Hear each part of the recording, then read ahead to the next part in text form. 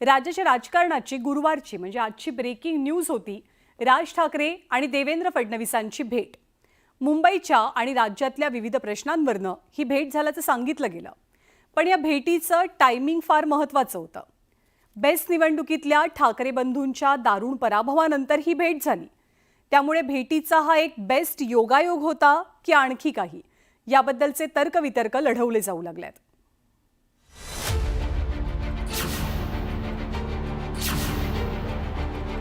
गेल्या काही दिवसांपासून राज्याच्या राजकारणाचं चित्र भलतंच इंटरेस्टिंग होत चाललंय आणि या चित्रात रंग भरतायत ते ठाकरे बंधू आणि राज्याचे मुख्यमंत्री देवेंद्र फडणवीस। या तिघांच्या दर ठराविक इंटरव्हलनं होणाऱ्या भेटीगाठी कोणते संकेत देतायत याचा अंदाज आपणा लावण्याचे प्रयत्न सध्या राजकीय वर्तुळासोबत सर्वसामान्यही करतात। राज ठाकरे, उद्धव ठाकरे आणि देवेंद्र फडणवीसांची तिकडी अगदी मोक्याच्या टायमिंगला एकमेकांना भेटते आणि मग त्याची ब्रेकिंग न्यूज होते। गुरुवारचा दिवस सुद्धा तसाच होता। सकाळी सकाळी राज ठाकरेंनी मुख्यमंत्र्यांचं वर्षा निवासस्थान गाठलं आणि या दोघांमध्ये जवळपास तासाभराचं चर्चासत्र पार पडलं। पण ही भेट ठाकरे बंधूंच्या बेस्ट निवडणुकीतल्या दारुण पराभवानंतर झाल्यानं त्याचं राजकीय वेटेज वाढलं नसतं तरच नव्हतं।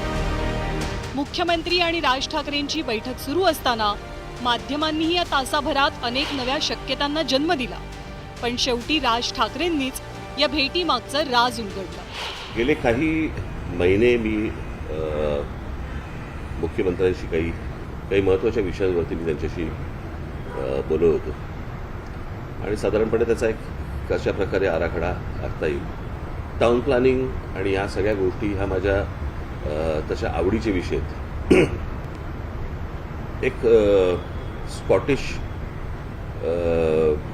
मला माहिती आहे की आता मी जे काय बोलणार आहे त्याच्यामध्ये फारसा तुम्हाला इंटरेस्ट नाही आहे, पण तरी पण आता मी कशासाठी गेलो होतो हे तुम्हाला सांगणं गरजेचं आहे, कारण याच्यामध्ये तुम्हाला दुसरीकडे कोणाकडे तरी जाऊन तुम्हाला काय वाटतं असं होणार नाही तुमचं, त्याच्यामुळे तुम्हाला आता या विषयामध्ये किती इंटरेस्ट असेल मला माहिती नाही। आता या भेटीबाबत जितकी थंड प्रतिक्रिया राज ठाकरेंची होती, तितकी शांत प्रतिक्रिया उद्धव ठाकरेंच्या पक्षातनंही उमटली। का कोण कशा करता भेटते हे भेटणारे नेतेच सांगू शकतात मी का भेटलो आणि माझी काय चर्चा झाली। दोन प्रमुख नेते भेटत आहेत, त्यात एक राज्याचे मुख्यमंत्री आहेत आणि एक स्वतः राज ठाकरे आहेत। त्या दोघांमध्ये बंद दारात आता चर्चा सुरू असेल असं तुम्ही म्हणताय, त्यांनीच सांगायला पाहिजे आम्ही का भेटलो। आणि मला असं वाटतं की राज ठाकरे यांचा स्वभाव पाहता ते स्पष्ट आणि परखडपणे या भेटीविषयी बोलतील। आजच्या भेटीपाठीमागचं कारण गणेशोत्सव आणि राज्यातला पाऊस असल्याचं सांगितलं गेलं, तरी गेल्या काही दिवसात दोन्ही ठाकरे आणि देवेंद्र फडणवीसांची वाढलेली जवळीक दुर्लक्षित करता येणार नाही। या वाढत्या भेटीगाठींमुळे हाही प्रश्न निर्माण होतोय की जर ठाकरे फडणवीसांच्या जवळ येत आहेत तर मग दूर कोण जात आहे। जेव्हा राज ठाकरे वेगळे होते, दोघा भावांचं एकत्र येण्याची शक्यता नव्हती, ती गोष्ट वेगळी होती, पण त्यावेळी सुद्धा आपण मागच्या विधानसभेला बघितलं की राज ठाकरे यांच्या उमेदवारामुळे एकनाथ शिंदेंच्या उमेदवारांचा लॉस झाला, त्यांना काही जागा गमवाव्या लागलेल्या आहेत कारण मतांची फाटाफूट झालेली आहे। आता हे दोघे एकत्र आल्यामुळं खरा धोका जो आहे तो एकनाथ शिंदेंना आहे। ठाकरे आणि फडणवीसांच्या जवळीकीबद्दल सांगण्यासाठी गेल्या काही दिवसातली ठराविक दृश्य बोलकी आहे। नागपूरमधलं हिवाळी अधिवेशन असो किंवा मुंबईतलं पावसाळी अधिवेशन, उद्धव ठाकरे आणि देवेंद्र फडणवीसांच्या भेटीगाठींनी स्पॉटलाईट मिळवलं। इतकंच काय तर अगदी अलीकडे पावसाळी अधिवेशनात गमतीत का होईना पण देवेंद्र फडणवीसांनी ठाकरेंना आपल्या बाजूला येण्याची ऑफर सुद्धा दिलेली। आता उद्धवजी 29 पर्यंत तर काही स्कोप नाही, ऐका 29 पर्यंत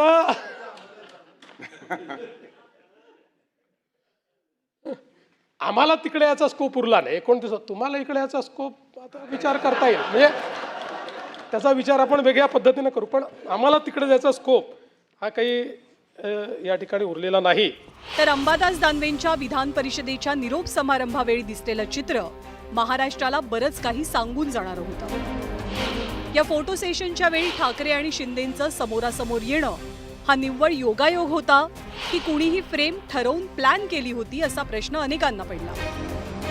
या सगळ्या भेटीगाठींमध्ये फक्त सिनियर ठाकरेच नाही तर ज्युनियर ठाकरेही तितकेच आघाडीवर आहेत। नेटवर्क 18च्या नुकत्याच मुंबईत पार पडलेल्या एका कार्यक्रमात आदित्य ठाकरेंनी फडणवीसांच्या केलेल्या स्वागताची चांगली चर्चाही झाली.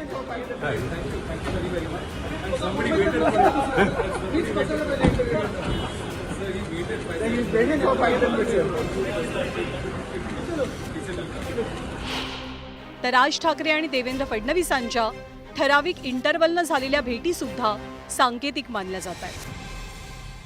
भाजपाने 2017च्या निवडणुका स्वबळावर लढवल्यात ना, त्यावेळी कोण होतं भाजपासोबत? आणि जर स्वबळावर लढवून जर भाजपा सत्तेच्या जवळपास जात असेल तर आता त्यांना काय गरज आहे? हा एक मुद्दा आहेच ना ह्याच्यामध्ये. म्हणून आज जर एक असा मेसेज दिला गेला की ठाकरे आमच्या जवळ आहेत, ठाकरे आमच्या जवळ येत आहेत, आमचे ठाकरेंचे संबंध चांगले आहेत, ते सुधारत आहेत, तर यातनं पण एक मतदारांमध्ये असा मेसेज जातो की अरे ठाकरे आणि यांचं जमतंय वाटतं. मग शिंदेंचा तिथे प्रॉब्लेम होतो.